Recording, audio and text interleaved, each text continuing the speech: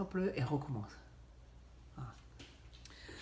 Donc ici, on a le roi de denier à l'envers, qui représente un homme sans scrupules. Ici, on a la lune qui indique que c'est un personnage très malhonnête aussi. Le 7 d'épée parle aussi de vouloir voler quelque chose, de vouloir partir avec quelque chose. Dans le passé, on a le 8 d'arcane majeur qui dit que cette personne était courageuse, mais dans le passé. Dans le but de cette personne ici, on a l'éloignement. Donc, on dirait que cette personne veut se mettre en exil ou veut s'éloigner. Ou il faut se tenir éloigné de cette personne peut-être. Parce qu'ici, on a avec le cavalier d'épée, un personnage qui est vraiment horrible. La reine de coupe ici, à l'heure actuelle, c'est à la minute, ce qui se passe ici. C'est une femme qui on ne sait pas si elle est bonne ou si elle est enfin, bonté ou méchanceté, on ne sait pas trop. Ici, le 2 d'épée à l'envers, la carte de la fausseté. Le cavalier de coupe à l'envers, on a un piège. Et avec le 4 de denier ici, on a le muraille. Donc, maintenant, on va essayer de voir l'ensemble de tout ça. Donc, comment les autres voient la situation? On a ici cet arcane qui est le 2 d'épée. Donc, on a synonyme du 2 devient la fausseté, simulation, piège. Et là, ça rejoint ici piège au-dessus. Déloyauté, mépris, abus de confiance et de pouvoir. Le mensonge domine la vie du consultant, trop superficiel et indigne de confiance pour réussir à instaurer des relations satisfaisantes et profondes.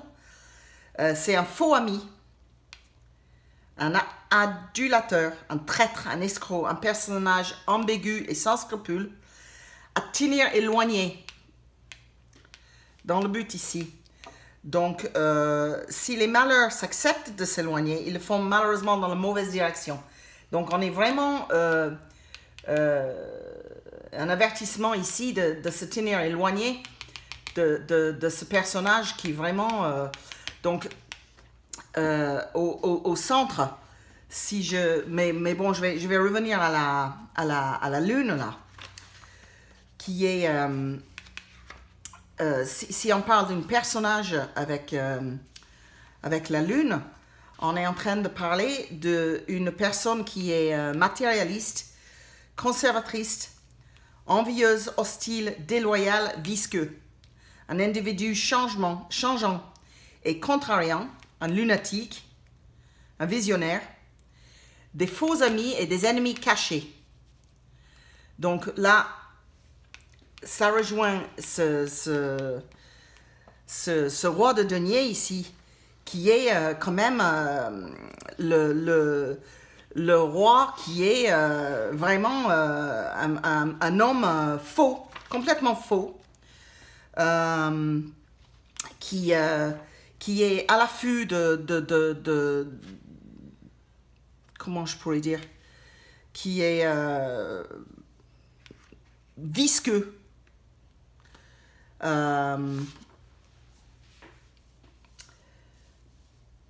C'est un individu qui est privé de scrupules. Il est faible, il est avare, il est déterminé à tromper, à nuire. Donc lui, il est à le centre du jeu. Donc c'est vraiment c'est un usurier, un spéculateur qui s'enrichit sur le dos des autres, un concurrent obstiné, difficile à vaincre, un ami prêt à se transformer en ennemi par intérêt. C'est un tyran. En général, il signale le matérialisme, l'ardidité, le mauvais caractère, absence de fiabilité, indifférence pour les sentiments des autres, hypocrite, des défauts physiques et moraux.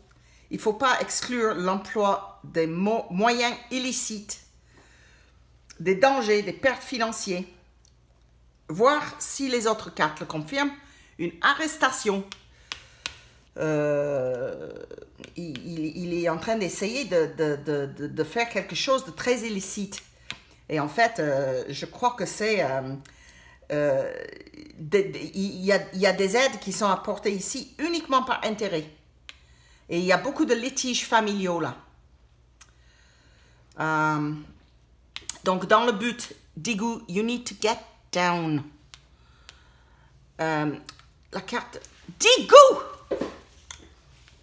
Jesus. Chiant ce chat. Donc, le 3 d'épée ici. Donc, dans le but. Avec le 3 d'épée, on a éloignement. Donc, c'est le système le plus simple pour éviter les conflits, c'est de prendre ses distances. Donc, la carte signale en effet un éloignement, peut-être définitif, en absence, un départ, en rupture avec le milieu et les personnages, les personnes. Hein? Donc, ouais, j'ai envie de dire qu'il faut se tenir éloigné là, parce que c'est un bon merdier ce mec, hein, d'après ce que je vois ici. Donc lui là, c'est le pire. Donc il s'agit bien sûr d'un militaire, enfin d'un militaire ou un genre de mec comme ça. Hein. On va... c'est un homme qui est encore jeune. À peu près entre 30 et 40 ans, mais il a déjà détenteur de pouvoir exécutif, c'est-à-dire qu'il a déjà fait pas mal de choses dans la vie.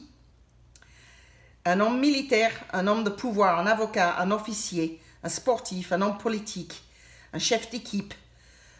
Il est pas rare qu'il a une connotation négative sur sa réputation et son rôle.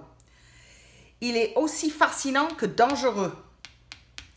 Il revêt à la perfection les habits de l'aventurier.